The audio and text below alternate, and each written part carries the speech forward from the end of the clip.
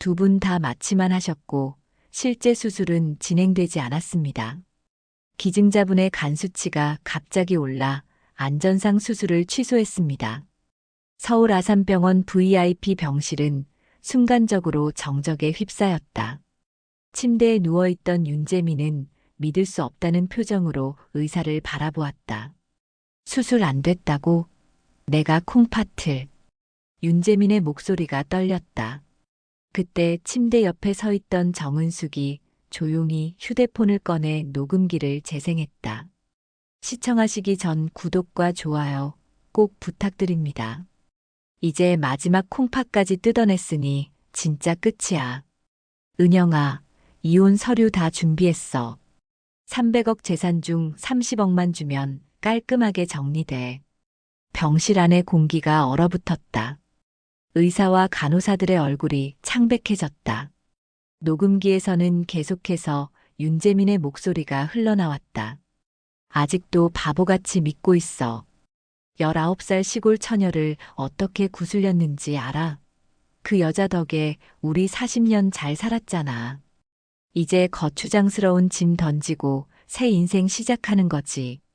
그 순간 병실 문이 열리며 아들 현우와 며느리, 그리고 재민의 친형인 판사 윤재석이 들어왔다. 현우의 얼굴이 굳어졌다. 녹음기의 내용을 들은 것이다.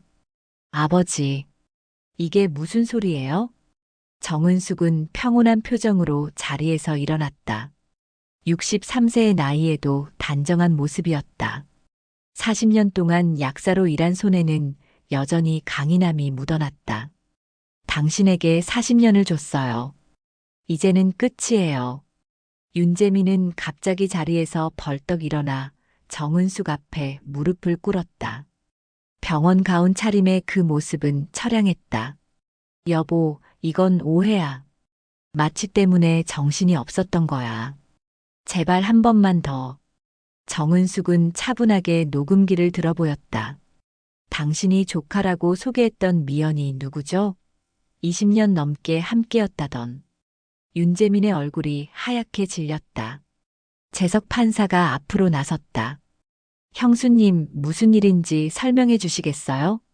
정은숙은 담담하게 말했다. 오늘 남편에게 콩팥을 기증하러 왔어요. 마취가 덜 깬 상태에서 누군가와 통화하는 소리가 들려서 녹음했죠.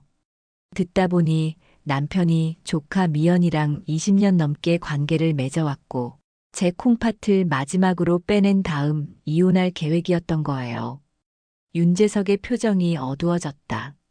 이건 심각한 사안이네요. 사기 결혼에 재산 분할 회피 시도까지. 의사가 다시 말을 이었다. 두 분 건강 상태부터 확인해야 할 것 같습니다. 윤재민 씨는 지금 신장 기능이 10% 미만입니다. 당장 투석 치료가 필요해요. 윤재민은 절망적인 표정으로 정은숙의 손을 붙잡았다. 여보, 내가 잘못했어. 40년 동안 당신 때문에 살 수 있었는데. 나 없으면 죽어. 제발. 정은숙은 조용히 손을 빼냈다. 이제 여보라고 부르지 마세요. 당신 말대로 이제 끝이에요. 무릎 꿇은 윤재민의 모습을 뒤로하고 정은숙은 병실을 나섰다. 복도에서 현우가 어머니를 따라잡았다. 어머니, 아버지 말이 사실이에요? 미연이 아버지 조카 아니었어요? 정은숙은 처음으로 눈물을 보였다. 나도 방금 알았단다. 시어머니가 돌아가시기 전에 뭔가 말씀하시려 했는데 이제야 이해가 되는구나. 윤재석이 다가와 정은숙의 어깨를 토닥였다. 형수님, 이건 명백한 법적 문제입니다. 제가 도와드리겠습니다. 병원 로비로 내려가는 엘리베이터 안에서 정은숙은 창밖을 바라봤다. 1980년 처음 서울에 왔을 때처럼 낯설고 두려운 기분이었다. 그러나 이번에는 달랐다. 아직 끝이 아니었다. 오히려 새로운 시작이었다. 1980년 초여름 경상북도 안동의 작은 마을. 정은숙은 새벽 4시부터 밭에서 일하며 대학 공부를 준비하고 있었다. 상위권 성적을 유지했지만 집안 형편은 녹록치 않았다. 은수가 물 좀 가져오렴. 아버지의 부름에 정은숙은 서둘러 물동이를 들고 갔다. 구릿빛 피부에 땀방울이 맺혔지만 눈빛만은 또렷했다. 아버지, 수능 결과 나왔어요. 서울대 약대 합격권이래요.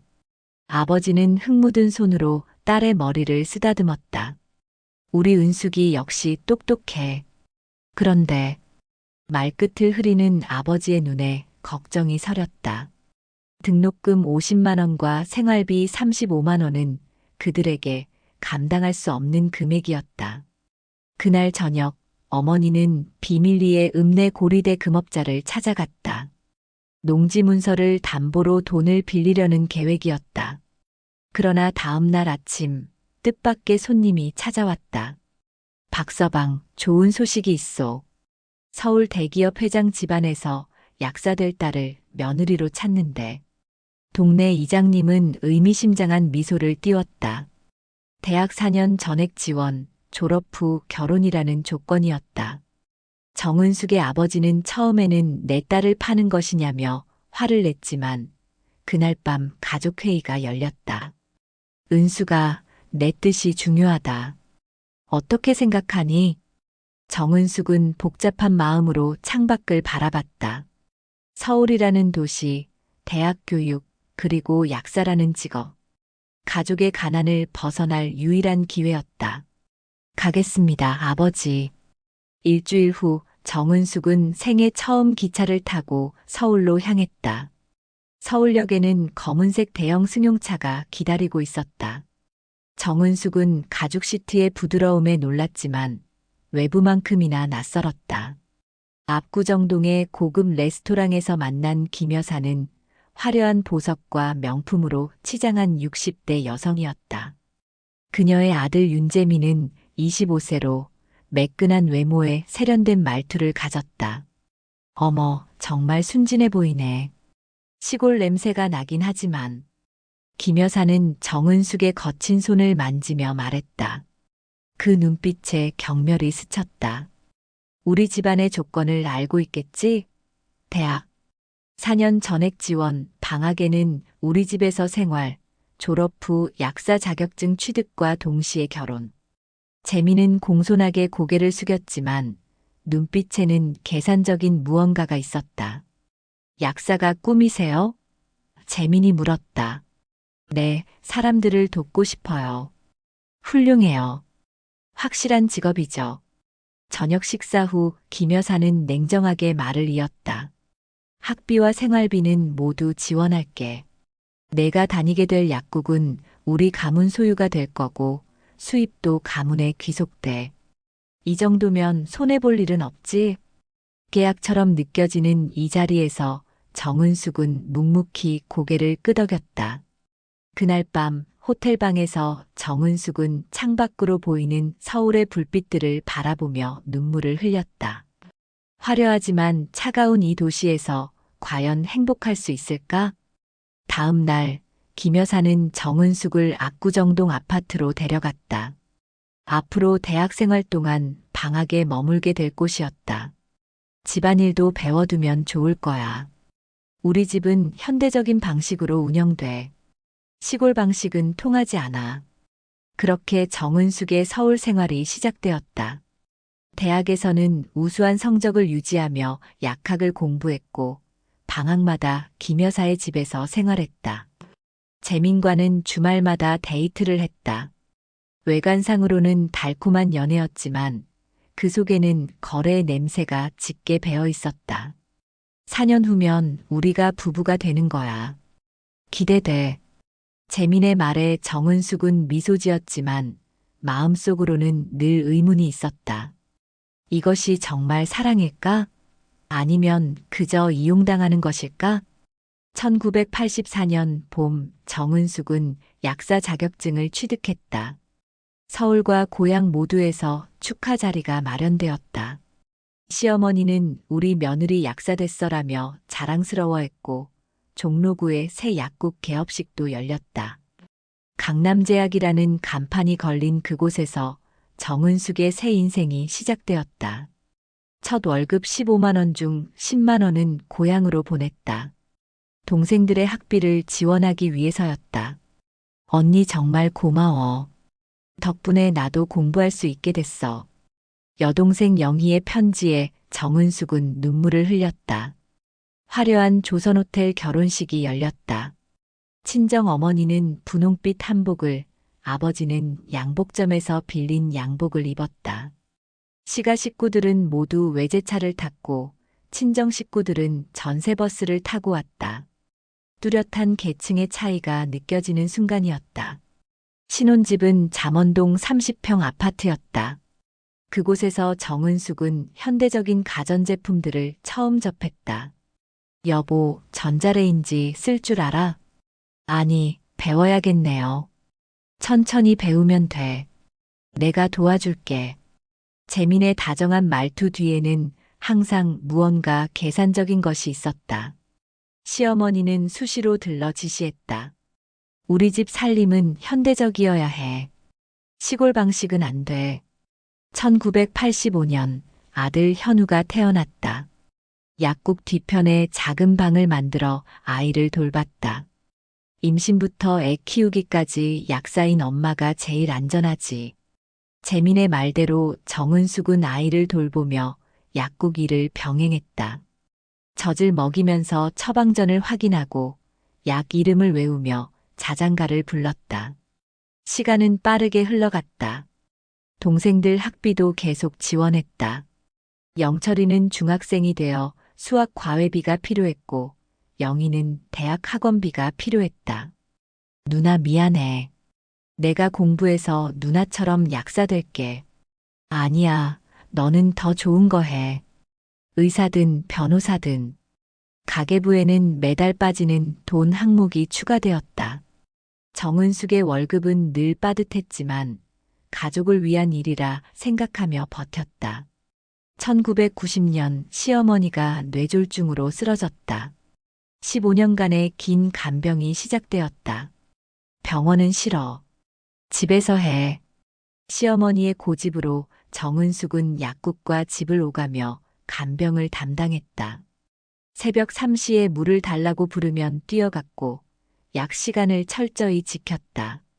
우리 집이 너한테 기대는 거야. 시어머니의 말에 정은숙은 자랑스러움을 느꼈다. 그것이 고생이라고 생각해 본 적이 없었다. 1997년 IMF 위기가 왔다. 하루 약국 매출이 5만 원도 되지 않았다. 재민은 사업에 실패했고 빚까지 졌다.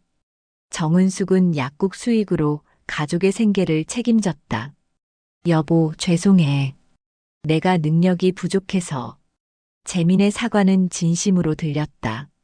정은숙은 더 열심히 일했다. 약국 문을 닫은 적이 없었고 시어머니 간병도 계속되었다. 그렇게 시간은 흘러 2010년이 되었다. 정은숙은 어느덧 50대 중반이 되었다. 젊은 시절의 꿈과 희망은 잊혀진 지 오래였다. 여보, 오늘 저녁은 뭐 먹을까? 아침마다 재미는 일상적인 질문을 던졌지만 고마워나 사랑해라는 말은 한 번도 하지 않았다. 그런 감정 표현이 낯설었기 때문일까? 정은숙은 그렇게 생각하며 스스로를 위로했다. 2015년 시어머니가 임종을 앞두고 정은숙의 손을 꼭 잡았다. 미안하다. 내 아들. 널 이용했어. 조카 미연이와 20년 넘게. 그 말을 이해하지 못한 정은숙은 그저 시어머니의 헛소리라고 생각했다. 시어머니는 마지막 말을 남기지 못하고 눈을 감았다. 우리 며느리 없었으면 이 집안이 어쩔 뻔했니? 그 말이 위안이 되었다. 정은숙은 시어머니의 장례를 정성껏 치르고 다시 일상으로 돌아갔다. 그러나 마음 한 구석에는 시어머니의 마지막 말이 계속 맴돌았다. 2024년 7월 63세가 된 정은숙은 병원에서 남편의 건강검진 결과를 들었다. 윤재민 씨는 만성 신부전증 말기입니다. 신장 기능이 10% 미만이에요. 이식이 시급합니다. 의사의 말에 정은숙은 충격을 받았다. 신장 이식 대기자 명단은 길었고 기다리는 동안 투석을 계속해야 했다. 저희가 검사해 본 결과 아내분이 기증자로 적합합니다. 정은숙은 망설임 없이 고개를 끄덕였다. 아무리 사랑이 식었어도 40년을 함께한 남편이었다. 집에 돌아와 콩팥 기증 동의서를 작성하면서 정은숙은 문득 자신의 인생을 돌아보았다. 19살의 순수한 시골 소녀가 서울로 올라와 약사가 되고 결혼하고 아이를 낳고 그렇게 40년이 흘렀다. 호미를 들었던 손은 이제 링거병을 다루고 낡은 검정 단화는 풀라다 구두로 바뀌었다. 하지만 남편은 단 한 번도 고맙다 사랑해라고 말한 적이 없었다. 수술 전날 밤 재민이 침대에서 정은숙의 손을 잡았다. 여보, 날 위해 콩팥을 준다니 정말 고마워. 내가 앞으로 더 잘할게. 41년 만에 듣는 고마워라는 말에 정은숙은 눈물을 참았다. 수술하고 깨어나면 진짜 새 사람이 돼 있을게. 다음 날 아침 서울 아산병원 VIP 병실. 정은숙은 수술 가운을 입고 침대에 누웠다. 마취 전문의가 주사기를 준비했다. 곧 잠들 거예요. 걱정 마세요. 마취약이 주입되자 정은숙은 점점 의식이 몽롱해졌다. 그러나 완전히 잠들지는 않았다. 비몽사몽 상태에서 의사들의 대화가 들렸다. 환자분들 두 분 다 1시간 반 정도면 마취가 풀릴 겁니다. 정은숙은 남편이 있는 회복실 문을 살짝 열어두게 해달라고 부탁했다. 혹시 남편이 깨어나면 바로 들어가려는 마음이었다. 문틈으로 남편의 신음소리가 들렸다. 마취가 풀리는 중인 듯 했다. 정은숙도 어지러웠지만 참았다. 그때 갑자기 남편의 목소리가 또렷해졌다. 휴, 진짜 됐다. 콩팥까지 빼냈으니 이제 진짜 끝이야. 정은숙은 귀를 기울였다. 남편이 혼잣말을 하는 것인가 싶었다. 아, 은영이한테 전화해야지. 심장이 쿵 뛰었다. 은영이? 약국 직원도 아니고 단골 손님도 아닌 이름이었다. 여보세요? 아직 어지러워. 잠깐. 연결됐네. 남편이 어딘가에 전화를 거는 소리였다. 정은숙은 조용히 휴대폰을 꺼내 녹음을 켰다. 여보세요? 은영아, 나야. 아직 좀 어지럽긴 한데. 은영이가 누구지? 응, 잘 됐어. 야, 진짜 기가 막히네. 마취가 덜 풀려서 그런지 아픈 것도 모르겠어. 마지막으로 콩팥까지 뜯어냈으니 이제 진짜 끝이야. 무슨 말이지? 저 여자 참 오래 썼지. 대학 때부터 결혼한 이후로도 40년을. 이제는 오래된 꼭두각시 인형이랑 작별이지. 숨이 막혔다. 남편은 정은숙을 가리켜 말하고 있었다. 걱정하지 마. 이번 전에 박 변호사 만났잖아. 재산 분할 계산 다 끝났어. 30억이면 충분하다고. 내 재산이 300억도 넘는데 콩팥 하나에 30억이면 비싸게 사준 거지. 300억?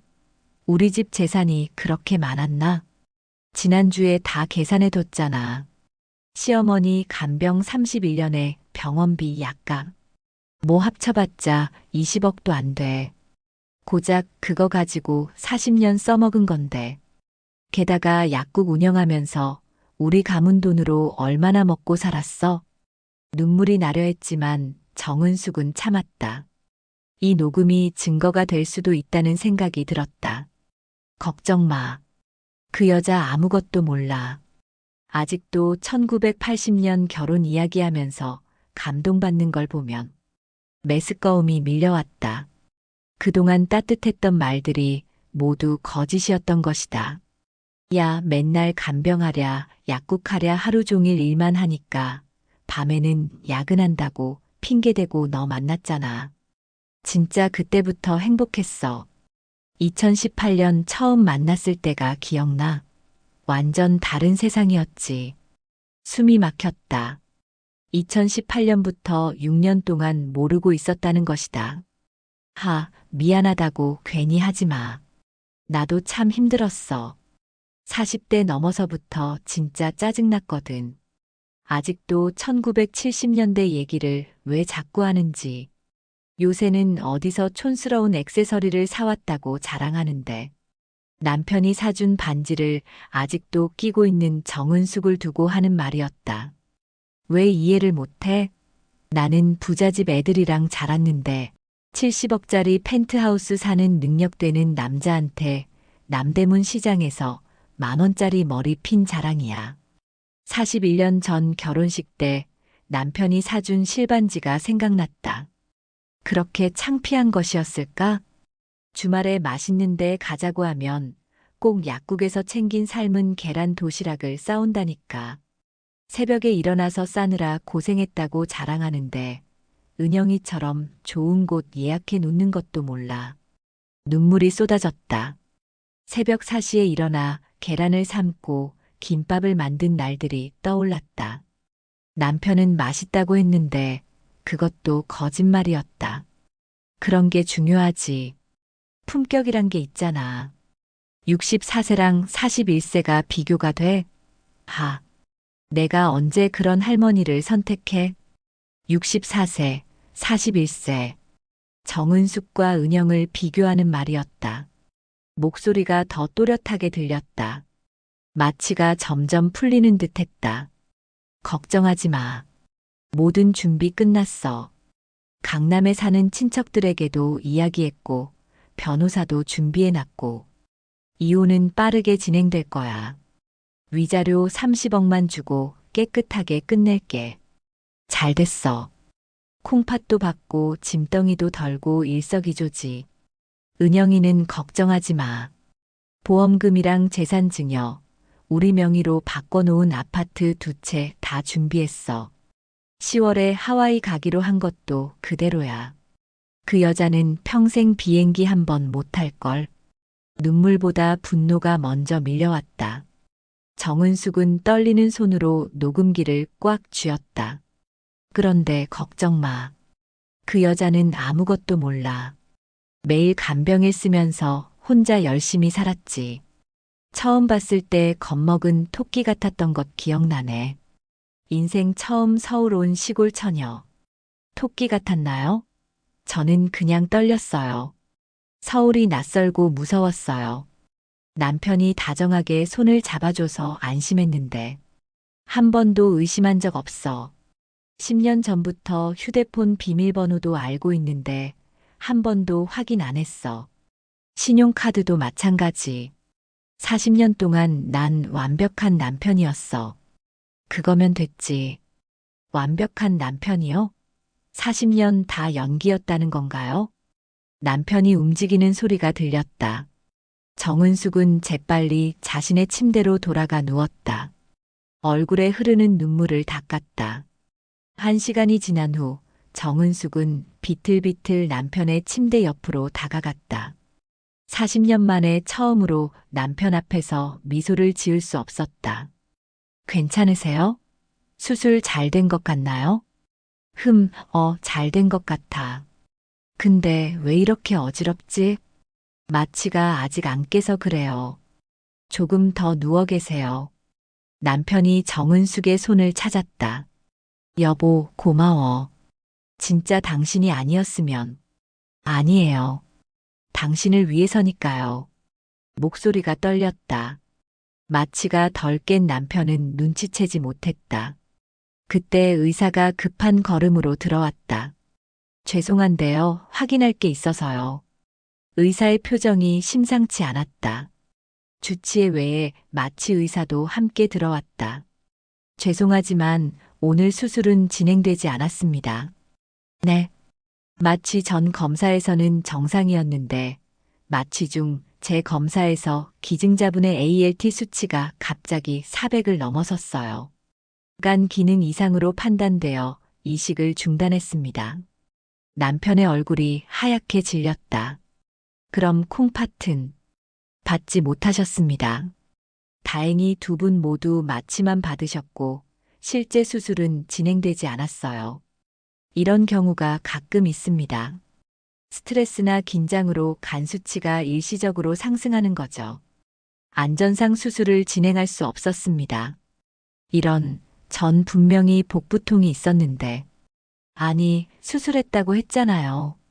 두 분 모두 마취만 하시고 실제 절개는 이루어지지 않았습니다. 마취과 의사가 설명했다. 사실 이런 일은 드물지만 종종 일어납니다. 기증자의 마지막 검사에서 문제가 발견되면 바로 중단하거든요. 그럼 언제 다시 할 수 있죠? 일단 기증자분의 간 기능 검사를 다시 해봐야 하고요. 정은숙은 조용히 가방에서 휴대폰을 꺼냈다. 마침 남편이 의사들과 이야기하느라 신경 쓰지 못했다. 녹음된 파일을 재생했다.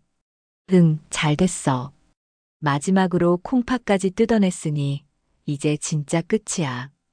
갑자기 병실이 조용해졌다. 의사들도 간호사도 모두 휴대폰을 쳐다봤다. 재산 분할 30억으로 끝내는 거야. 내 재산이 300억도 넘는데 콩팥 하나에 30억이면 비싼 거지. 남편이 뒤늦게 깨닫고 휴대폰을 뺏으려 했지만 정은숙은 한 발 뒤로 물러났다. 40년 동안 난 완벽한 남편이었어. 그거면 됐지. 주치의가 당황스러운 표정으로 말했다. 환자분, 이건. 남편이 정은숙의 손을 잡으려 했다.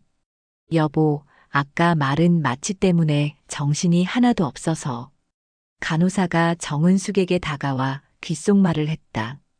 어머님, 법률 상담 필요하시면 저희 병원 1층에 법률 상담실이 있어요. 24시간 운영해요. 남편이 다리를 땅에 내리며 일어나려 했다. 안 돼, 수술이 안 됐다고?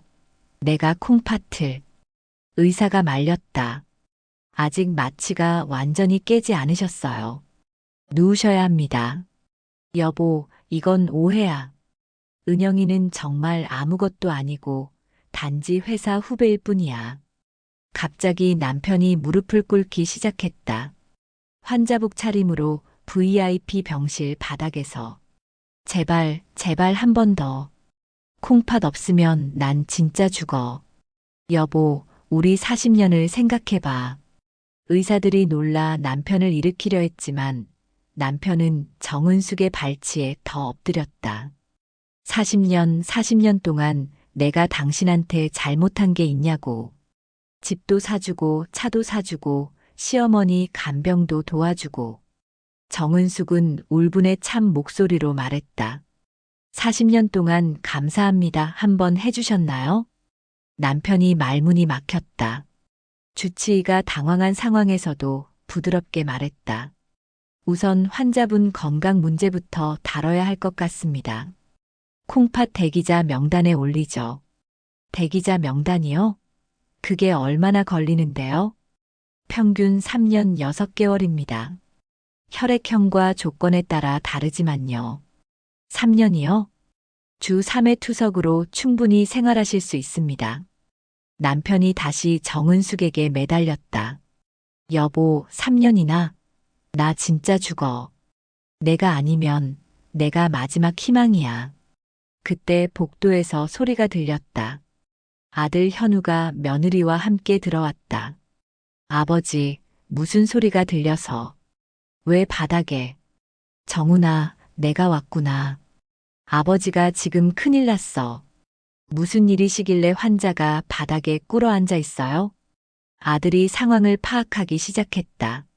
침대 옆 정은숙의 휴대폰, 의사들의 난처한 표정, 그리고 무릎 꿇은 아버지.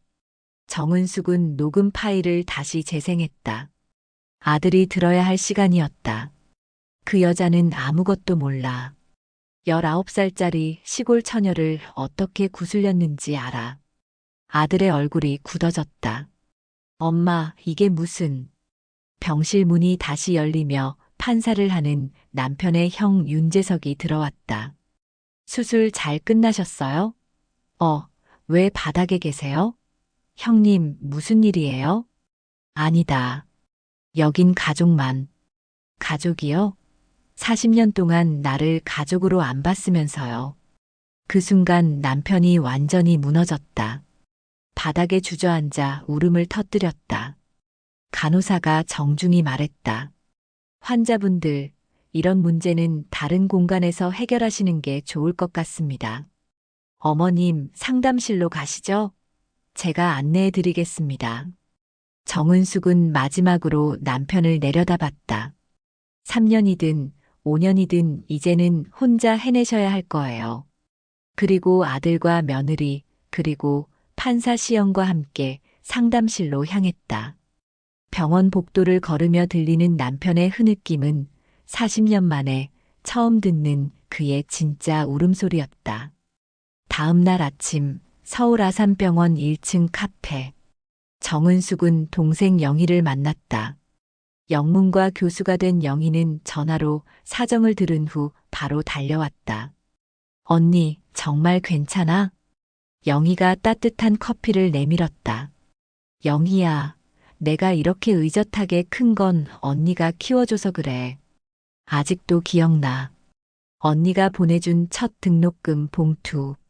주변 환자들이 두 사람을 쳐다봤다. 둘 다 눈물을 훔치고 있었기 때문이다. 얼마 후 막내 남동생 영철도 허겁지겁 들어왔다. 변호사가 된 영철은 바쁜 업무에도 불구하고 달려왔다. 누나, 미안. 아침부터 로펌에서 바빴어. 난 형사 전문인데 이혼은 잘 몰라. 괜찮아. 일 바쁜데. 누나 일인데 안 올 수가 있어요? 누가 나 대학까지 보내줬는데. 그때 정장을 입은 젊은 남자가 다가왔다. 영철의 법대 동기였다.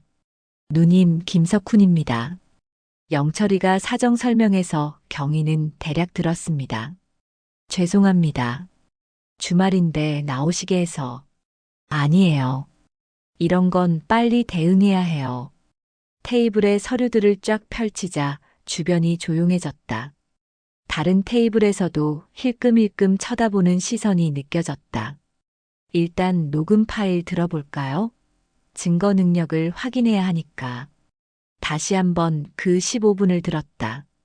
영희는 중간에 손수건으로 입을 막았고 영철은 주먹을 꽉 쥐었다. 이건 너무하잖아. 김석훈 변호사가 차분히 설명했다. 이건 명백한 이혼 사유가 되고요. 장기 기증 사기, 재산 분할 계획, 6년간의 불륜 관계. 법정에서 매우 불리할 겁니다. 누님, 이게 전부세요? 다른 증거는? 정은숙은 가계부들을 꺼냈다. 1984년부터 시작된 아이들 학비 기록, 시어머니 간병비, 약국 운영장부. 와, 이게 진짜 40년이구나. 영철이 장부를 가리켰다. 여기 봐. 영철이 중학교 입학 축하금 10만 원. 난 그때 옷도 새로 샀었어. 누나가 보내준 돈으로. 김석훈 변호사가 고개를 끄덕였다. 이 기록들은 법정에서 아주 강력한 증거가 됩니다. 40년간의 헌신을 구체적으로 입증하니까요. 정은숙은 낡은 다이어리 하나를 더 꺼냈다. 이건 제가 개인적으로 적은 거예요. 영희가 페이지를 넘기더니 멈췄다. 언니, 여기. 다이어리를 읽은 동생들은 놀란 눈으로 정은숙을 쳐다봤다. 이건 정서적 학대의 증거도 됩니다. 위자료 산정의 중요한 요소죠.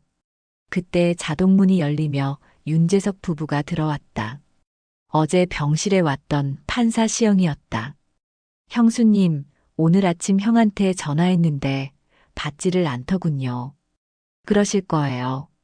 어제 은영 씨에게도 버림받았다고 울더라고요. 형수님, 저희는 형수님 편이에요. 그동안 정말 고생 많으셨어요. 고맙습니다. 윤재석이 법률 조언을 해줬다. 40년 결혼이면 법원에서도 각별히 봅니다. 특히 장기 기증 미끼 사용은. 제가 개인적으로 물어봐도 될까요? 이혼하면 정말로 제가 절반을 받을 수 있나요? 모든 사정을 고려하면 2분의 1도 가능할 거예요. 특히 이 증거들이라면. 그때 자동문이 다시 열리며 아들과 며느리가 들어왔다. 두 사람 모두 진지한 표정이었다. 엄마, 어제 아버지랑 이야기 좀 했는데. 아들이 옆에 앉더니 말했다. 아버지가 병실에서 계속 전화하셨어요. 전화번호 보니까 김치 전문점, 견적업체, 꽃집 사장님. 다 여자 이름이더라고요. 며느리가 덧붙였다. 아버님 검사 받으러 가셨을 때 협탁 정리하다 수첩을 봤는데 3년 전부터 매달 비상자금이라는 항목으로 돈이 나갔더라고요. 한 달에 500만 원씩. 500만 원. 그 명목이 다 거짓말이었어요. 전부 은영 씨한테 간 것 같아요. 김석훈 변호사가 메모하며 물었다. 그런 증거도 확보하셨나요? 네. 핸드폰으로 찍어왔어요. 현우가 또 말했다. 그리고 죄송해요, 엄마. 제가 10년 전에 은영 씨를 본 적 있어요. 아버지 회사 송년회에서. 뭐라고? 그때 소개를 내 친구라고 하셨어요. 저는 당연히 회사 동료인 줄 알았죠. 지금 생각해보니 나이가 저랑 비슷했어요. 영철이 소리쳤다. 그럼 10년 전부터 시작된 거 아니야?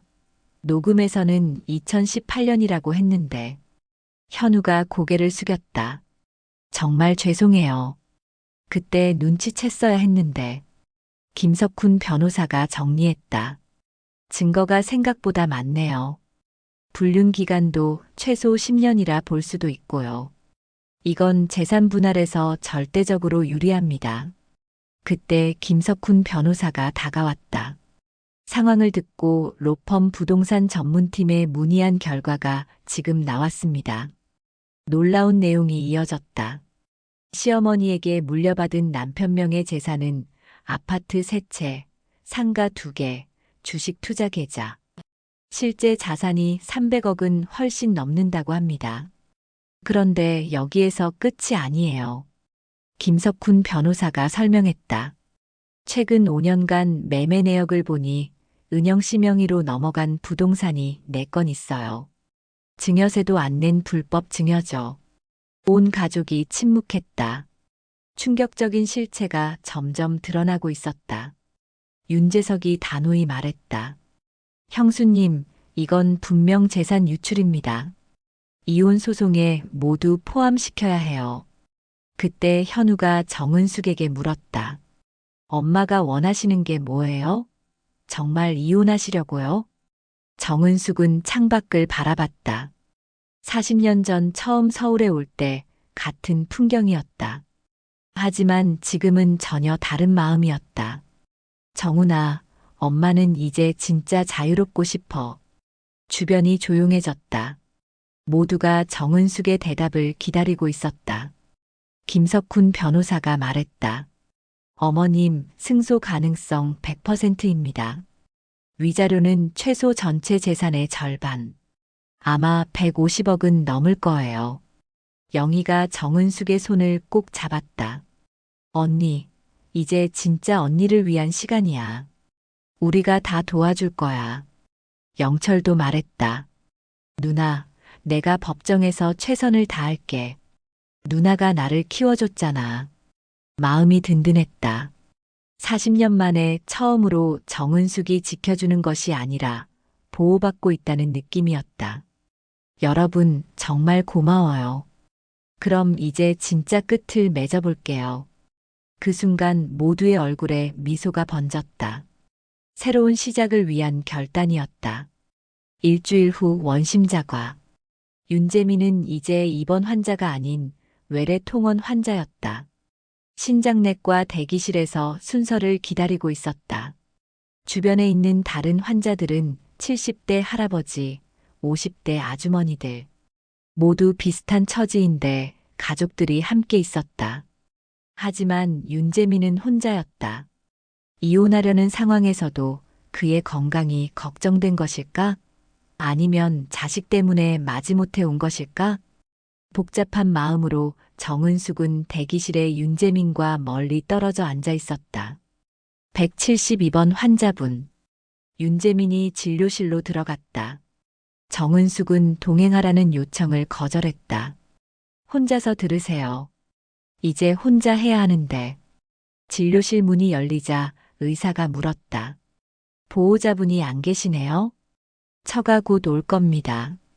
정은숙은 답변하지 않았다. 병원 복도의 의자에 앉아 가만히 있었다.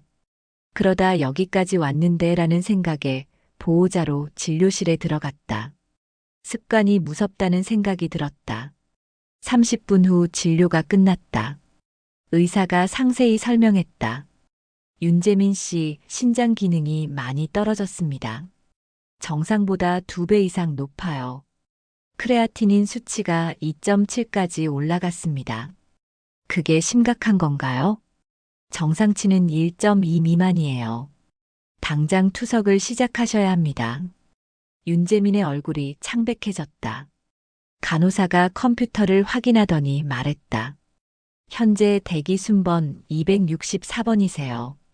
B형 환자는 상대적으로 많은데 공여자가 부족해서 평균 대기 기간이 3년 6개월 정도입니다.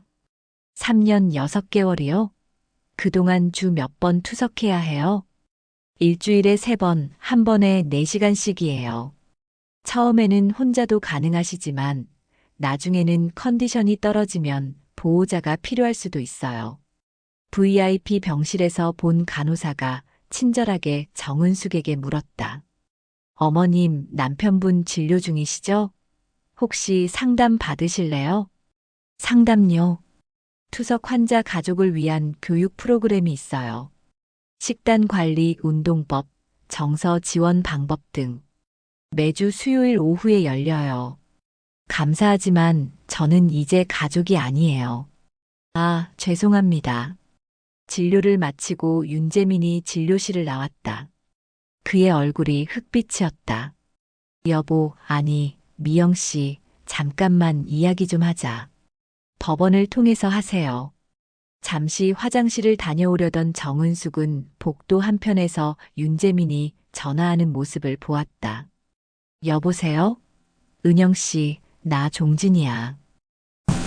부산에 갔다더니. 아, 전화번호가 바뀌었나?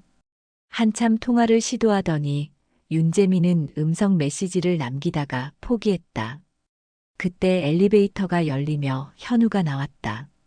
점심시간에 잠깐 들르는 모양이었다. 엄마, 아버지는 복도에 계셔. 왜 여기 계세요?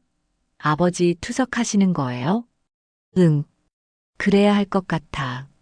상황을 듣던 현우가 놀라면서 말했다.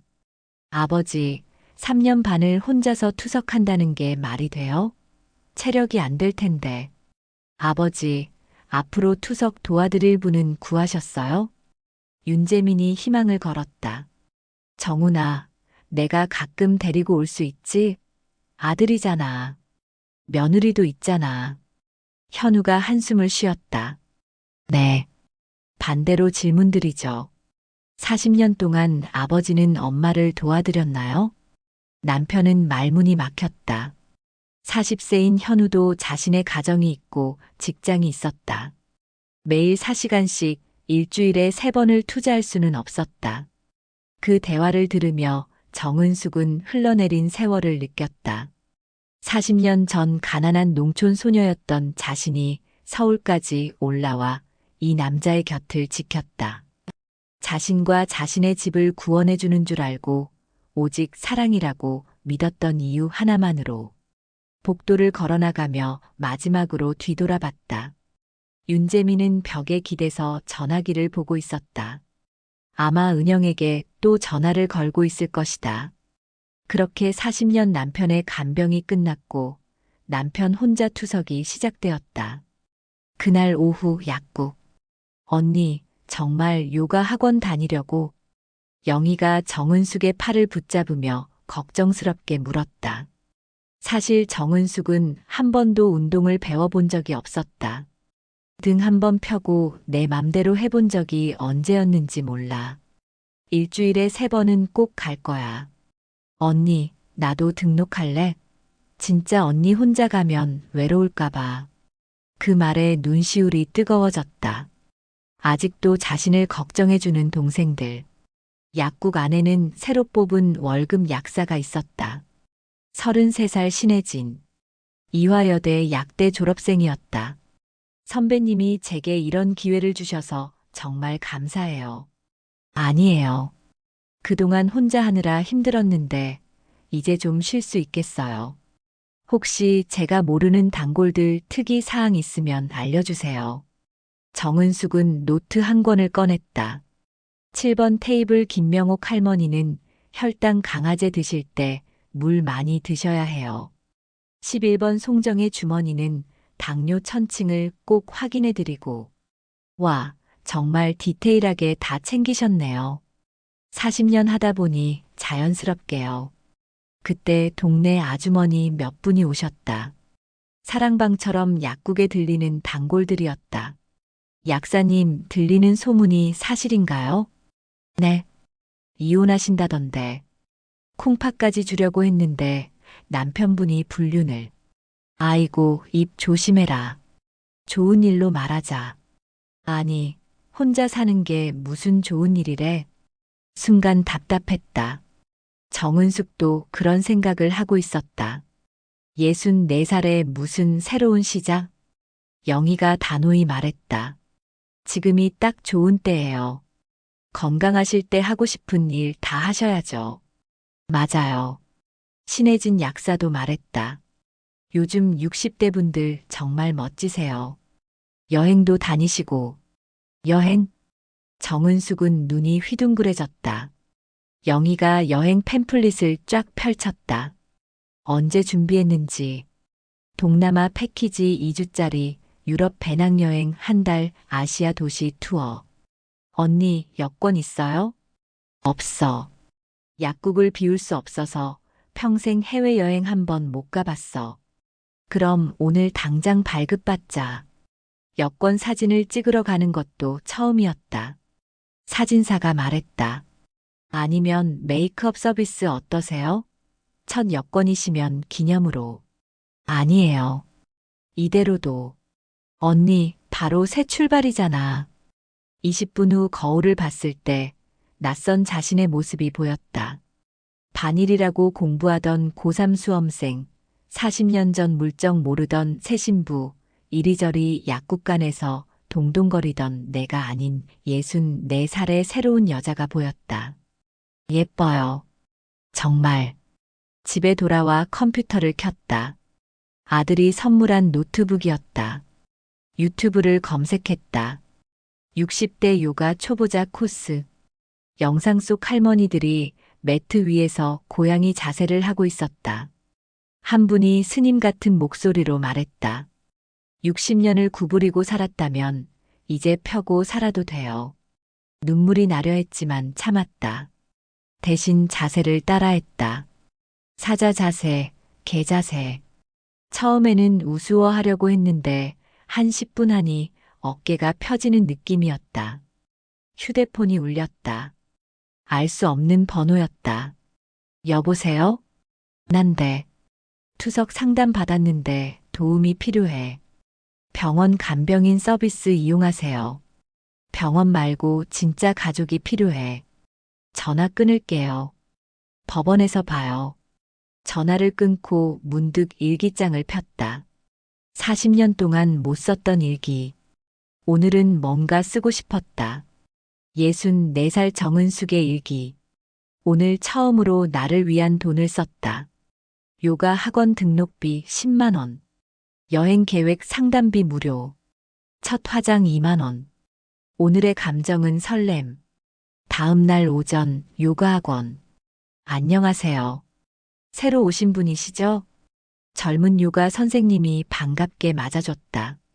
네. 64살은 너무 늙은 거 아닐까요? 아니에요. 여기 수강생 중에 70대도 계세요. 실제로 옆자리에는 이영순이라는 어머님이 계셨다. 호호. 나는 69살에 시작했는데 벌써 4년 차야. 정말이요? 남편 돌아가시고 우울증 왔었거든. 근데 요가하면서 좋아졌지. 그 어머님의 몸이 정말 유연했다. 허리를 앞으로 숙이는 자세가 20대처럼 자연스러웠다. 자, 시작해 볼까요? 먼저 숨을 크게 들이마시고 첫 20분 만에 어깨가 아팠다. 40년간 구부정하게 서 있던 자세가 한순간에 바뀔 리가 없었다. 선생님, 너무 아파요. 괜찮아요. 첫날은 다 그래요. 천천히 하세요. 다른 어머님들이 격려해줬다. 나도 처음엔 5분도 못했어. 3개월 지나면 완전 다른 사람 돼. 집에 돌아와 샤워하는데 거울에 비친 자신의 모습이 조금 다르게 보였다.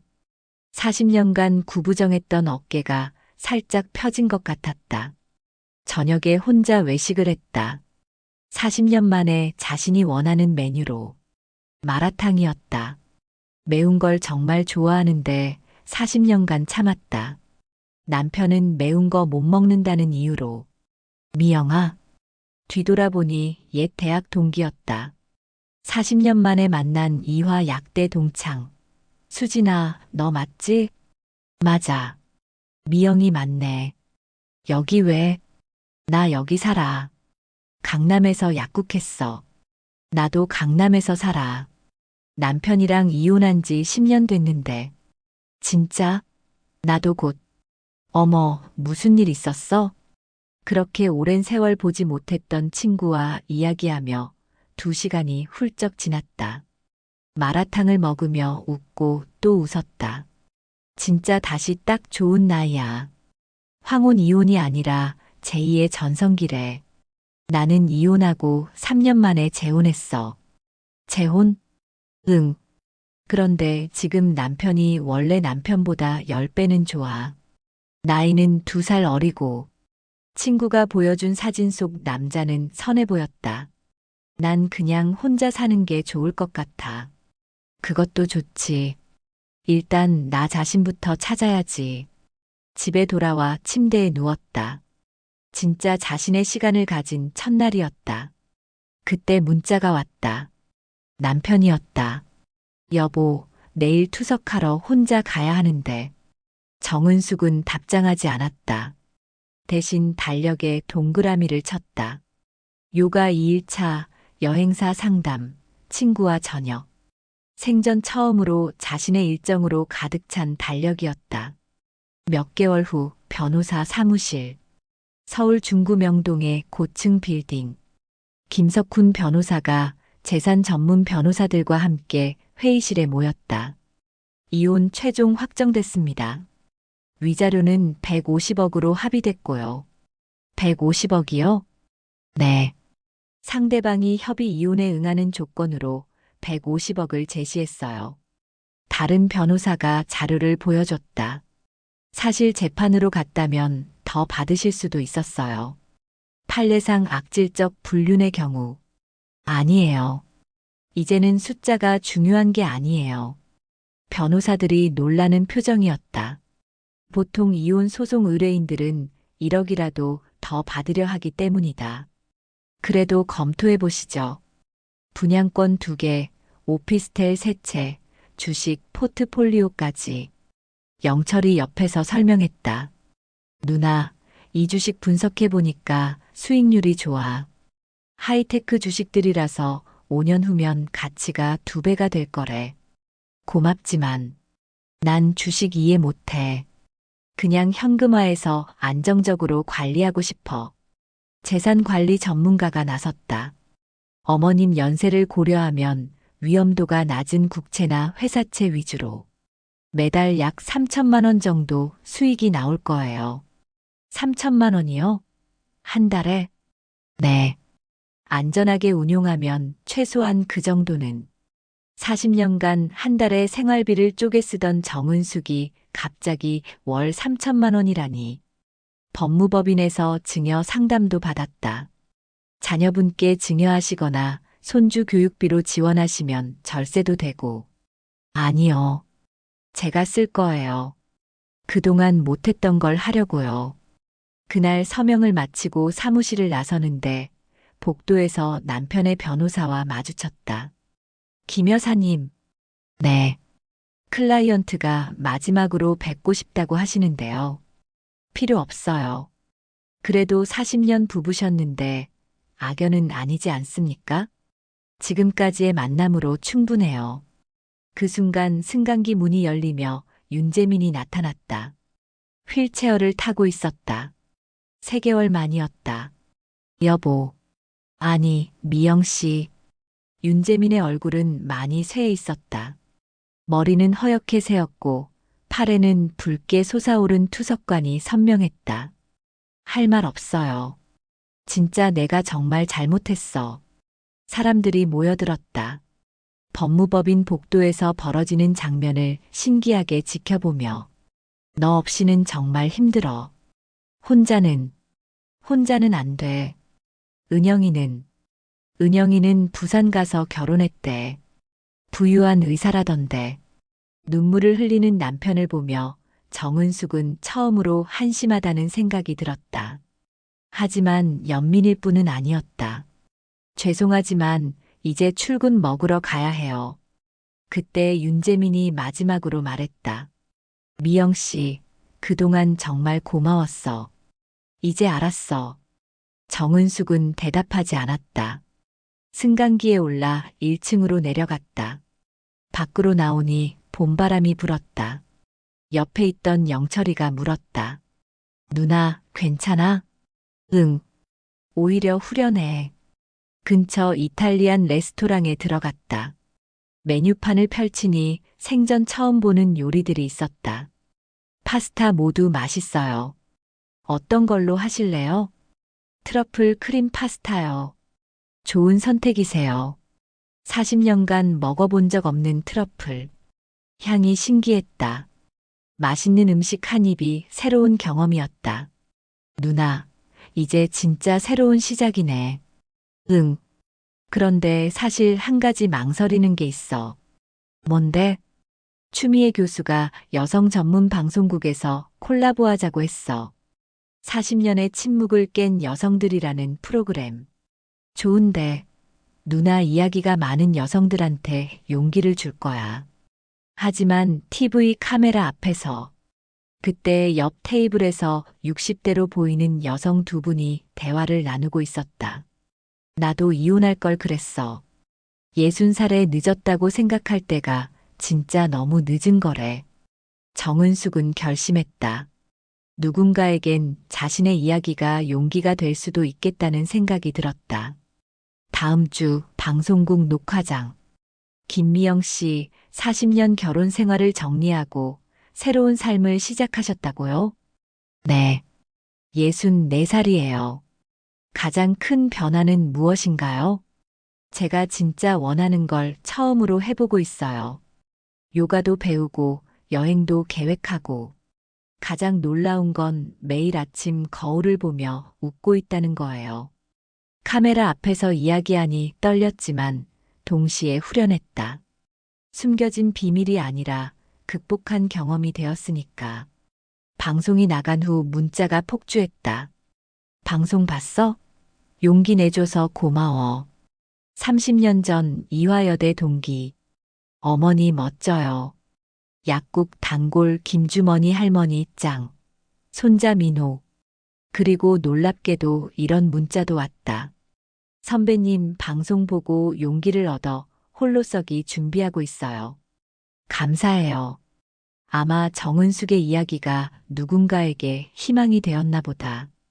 그날 밤 정은숙은 통장 잔액을 확인했다. 150억의 일부가 이미 입금되어 있었다. 하지만 정말 자유로워진 건 돈 때문이 아니었다. 40년 만에 처음으로 자신이 주인공이 된 인생이었다. 1년 후 인천공항 출국장. 2024년 봄 65살 생일을 맞아 떠나는 첫 해외여행. 엄마, 정말 3개월 동안 유럽 배낭여행 하세요? 아들이 걱정스러운 표정으로 물었다. 65세 배낭족이라는 게 쉽지 않아 보였다. 걱정 마. 시니어 배낭족 모임에서 만났어.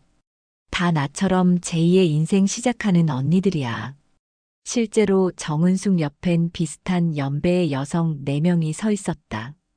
각자 사연이 있었다. 모두 60대 중반에 이혼하거나 배우자를 여의거나 관광통역사 출신인 팀원 한 명이 일정을 조율해줬다. 5명의 시니어 여행자들은 각자 여권을 꺼내며 설레는 마음을 감추지 못했다.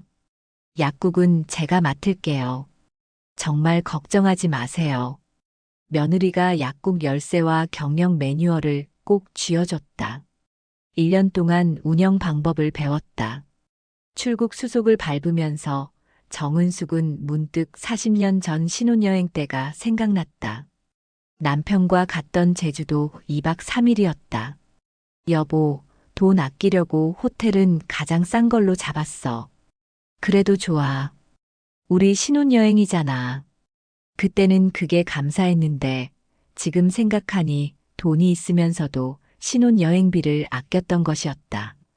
로마에서는 쿠킹 클래스도 들었다. 이탈리아식은 이렇게 다르구나 싶었다.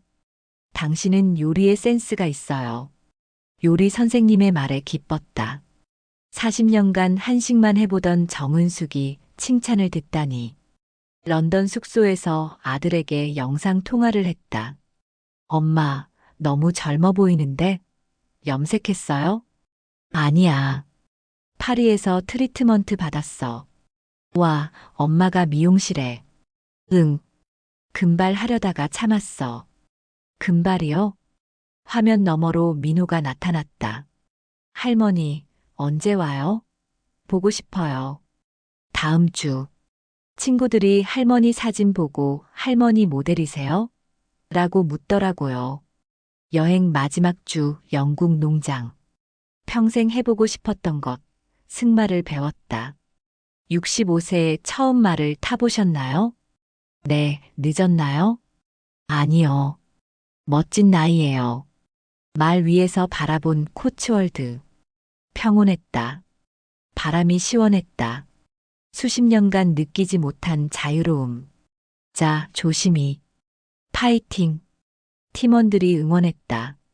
말이 천천히 걷기 시작했고 정은숙은 살면서 가장 큰 모험을 하고 있었다.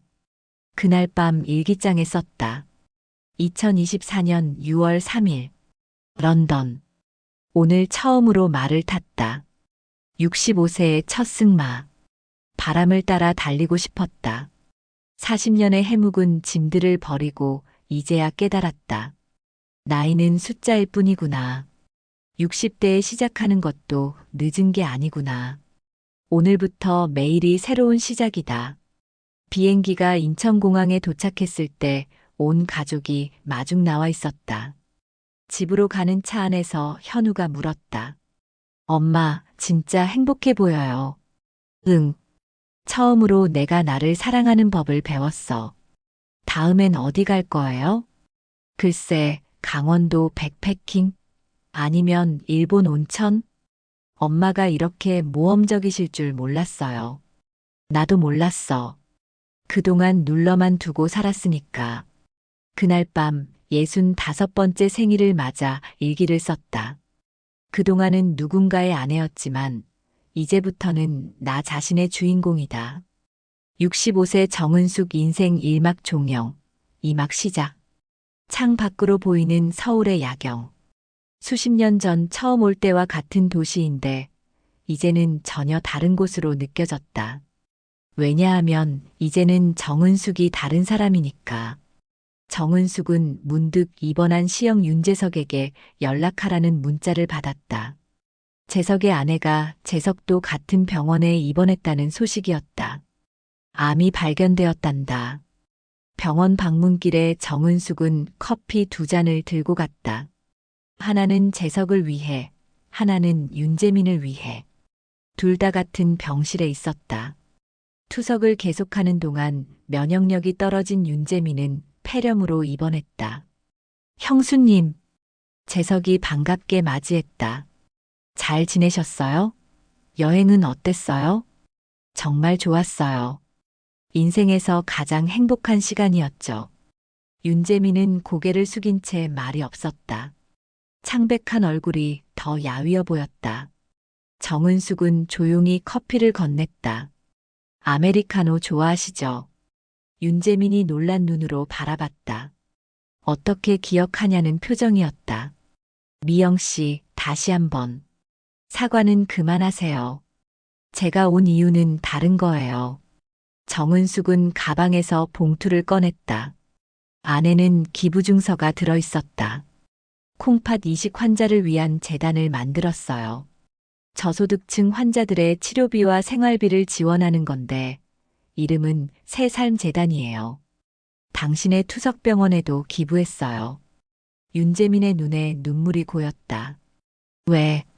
40년 동안 제가 누군가를 위해 살았다면, 이제는 저를 위해 살 거예요.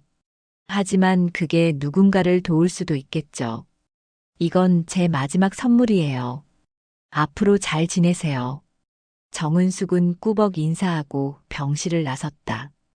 윤재민의 목소리가 들렸다. 미영 씨가 정말 행복해 보여. 재석이 고개를 끄덕였다. 정은숙은 꾸벅 인사하고 병실을 나섰다. 윤재민의 목소리가 들렸다. 미영 씨가 정말 행복해 보여. 재석이 고개를 끄덕였다. 형, 우리가 몰랐던 거예요. 진짜 사랑이 무엇인지. 정은숙은 걸음을 멈추지 않았다. 병원 복도를 걸으며 창밖으로 보이는 봄 햇살이 따스했다. 40년간의 원망과 분노가 모두 씻겨 내려간 기분이었다. 이제는 그저 평온했다. 일주일 후 방송국에서 정은숙의 두 번째 인터뷰가 있었다. 김미영님의 이야기가 많은 중년 여성들에게 영감을 주고 있습니다. 특히 새삼재단을 설립하셨다고요? 네. 제가 받은 위자료의 일부로 재단을 만들었어요. 저소득층 신장 환자들을 위한 기금이죠. 전 남편에 대한 복수라고 볼 수도 있지 않을까요? 정은숙은 잠시 생각하다 미소 지었다. 복수라기보다는 제 인생의 마침표예요. 40년 동안 저는 누군가를 위해 살았어요. 이제는 저를 위해 살고 싶지만 그 과정에서 다른 사람들도 도울 수 있다면 좋겠다고 생각했죠. 인터뷰 후 식사를 하러 가는 길에 수진이 전화가 왔다. 미영아, 내일 저녁에 우리 집에 올래? 소개해줄 사람이 있어. 소개? 설마. 아니야, 그런 거 아니고. 취미 모임 하는 분들이야. 60대들 모여서 여행 계획도 짜고, 요가도 하고. 황혼연합이라고 불러. 재미있을 거야. 다음 날 저녁 수진의 강남 아파트에서 10명 정도의 60대 남녀가 모였다. 모두 제2의 인생을 즐기고 있는 사람들이었다. 여러분, 제 오랜 친구 미영을 소개합니다. 최근에 이혼하고 새 출발 중이에요. 70대 초반으로 보이는 신사가 따뜻한 미소로 정은숙에게 인사했다. 박지웅입니다. 저도 5년 전에 아내를 하늘나라로 보내고 혼자가 됐어요. 처음에는 세상이 무너진 줄 알았는데 지금은 새로운 삶을 찾았죠. 저녁 식사를 하며 정은숙은 다양한 이야기를 들었다. 67세에 첫 마라톤을 완주한 여성, 70세에 영어 교사가 된 남성, 65세에 처음으로 소설을 출간한 전 회사원. 각자의 이야기가 정은숙에게 새로운 영감을 주었다. 미영 씨는 앞으로 어떤 계획이 있으세요? 지웅의 질문에 정은숙은 잠시 생각에 잠겼다.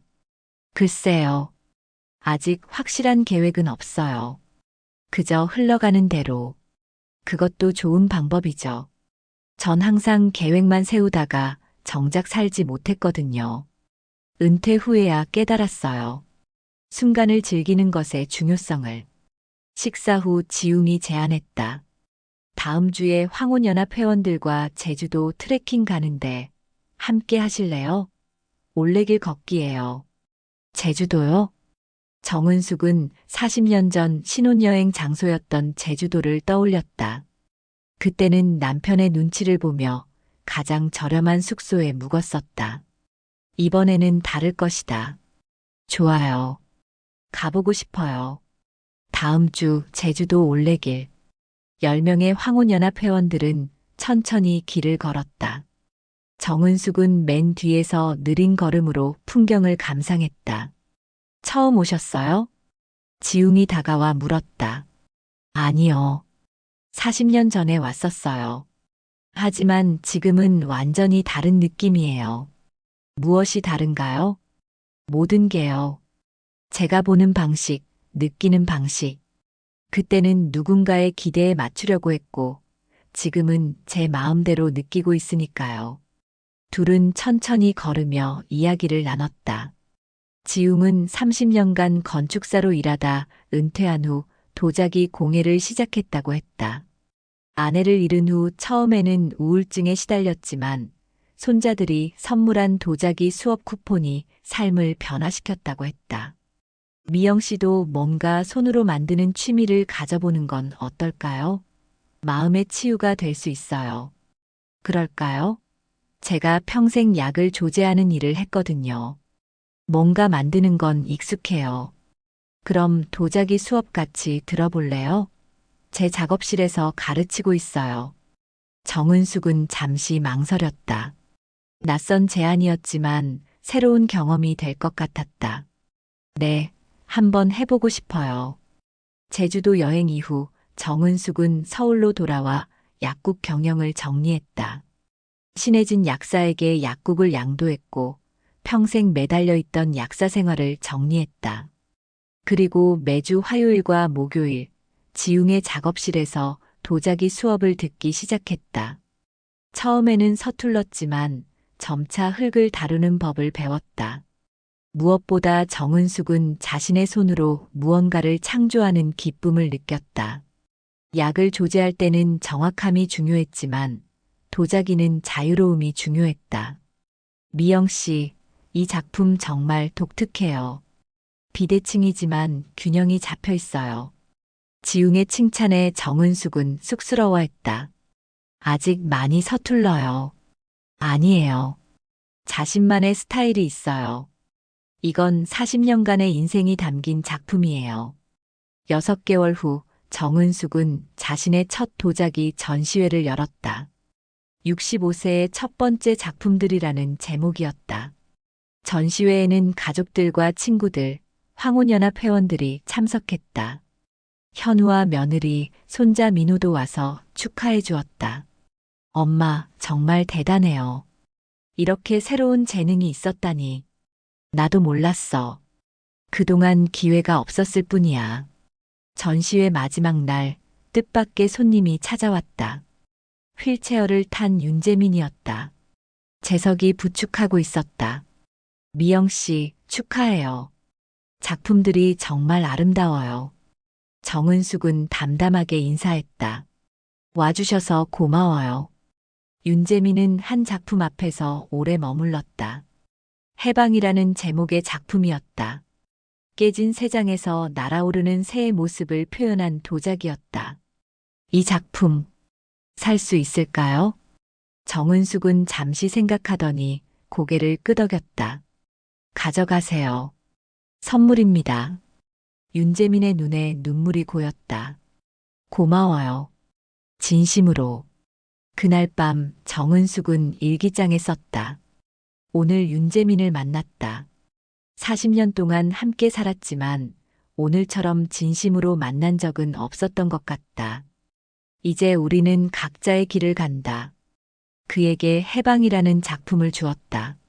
나의 해방이자 그의 해방. 용서는 나를 위한 것이었다. 전시회 이후 정은숙은 더 활발하게 활동했다. 황혼연합과 함께 국내 여행을 다니고 도자기 작업을 계속했다. 지웅과의 관계도 조금씩 깊어졌다. 미영 씨, 이번 주말에 제 별장에 가보지 않을래요? 강원도 양양에 있어요. 바다가 보이는 곳이에요. 정은숙은 처음에는 망설였지만 이내 고개를 끄덕였다. 좋아요. 바다가 보고 싶었어요. 양양의 별장은 소박했지만 아름다웠다. 바다가 내려다 보이는 언덕 위에 자리한 목조 건물이었다. 정은숙은 테라스에 앉아 일몰을 바라봤다. 지웅 씨, 이곳이 정말 아름다워요. 여기서 은퇴 후 시간을 많이 보내요. 가끔은 도시를 떠나 자연 속에 있어야 마음이 평온해지거든요. 저도 그런 곳이 있으면 좋겠어요. 지웅은 잠시 망설이다가 조심스럽게 말했다. 원하신다면 이곳을 함께 쓰면 어떨까요? 옆 대지도 제 소유인데 작은 집을 하나 더 지을 수도 있고. 정은숙은 놀란 눈으로 지웅을 바라봤다. 그게 무슨, 오해하지 마세요. 각자의 공간을 존중하되 가끔 함께 시간을 보내는 그런 관계를 제안하는 거예요. 우리 나이에 서두를 필요는 없잖아요. 천천히 자연스럽게. 정은숙은 바다를 바라보며 깊이 생각했다. 40년 동안 자신의 욕구를 억누르며 살았다. 이제는 스스로 선택할 시간이었다. 좋아요. 하지만 조건이 있어요. 뭐든지요. 제 집은 제가 직접 디자인할 거예요. 그리고 도자기 작업실도 필요해요. 지웅은 환하게 웃었다. 물론이죠. 미영 씨가 원하는 대로. 1년 후 양양 해변가에는 두 채의 집이 나란히 서 있었다. 하나는 지웅의 목조주택, 다른 하나는 정은숙이 직접 디자인한 모던한 스타일의 집이었다. 두 집 사이에는 함께 사용하는 도자기 작업실과 정원이 있었다. 정은숙의 집 거실 벽에는 커다란 사진 한 장이 걸려 있었다. 유럽 배낭여행 당시 말을 타고 있는 정은숙의 모습이었다. 65세의 나이에 처음으로 말을 타며 활짝 웃고 있는 사진. 그 아래에는 정은숙이 직접 만든 도자기 액자가 있었다. 그 안에는 자신이 쓴 글이 담겨 있었다. 인생은 언제든 다시 시작할 수 있다. 66세의 일막 종영, 이막의 시작. 전화벨이 울렸다. 현우였다. 엄마, 잘 지내세요? 다음 주에 민호 생일인데 오실 수 있으세요? 그럼 당연하지. 손자 생일을 놓칠 리가 없지. 지웅 선생님도 함께 오세요. 민호가 도자기 만드는 법 배우고 싶다고 하네요. 그래, 함께 갈게. 통화를 마친 정은숙은 테라스로 나갔다. 지웅이 정원에 꽃을 심고 있었다. 지웅 씨, 내일 서울 가요. 민호 생일 선물 사러요. 좋아요. 저도 같이 가요. 도자기 재료도 좀 사야 하고. 정은숙은 바다를 바라보며 깊은 숨을 들이마셨다. 서울의 복잡함도 과거의 아픔도 이제는 멀게만 느껴졌다. 지금 이 순간 정은숙은 진정한 자유를 느꼈다. 남편도 약국도 의무도 없는 자유. 오직 자신의 선택으로 이루어진 삶. 저녁 노을이 바다를 붉게 물들이는 가운데 정은숙은 조용히 미소 지었다. 66세, 인생의 황금기가 이제 막 시작되었다.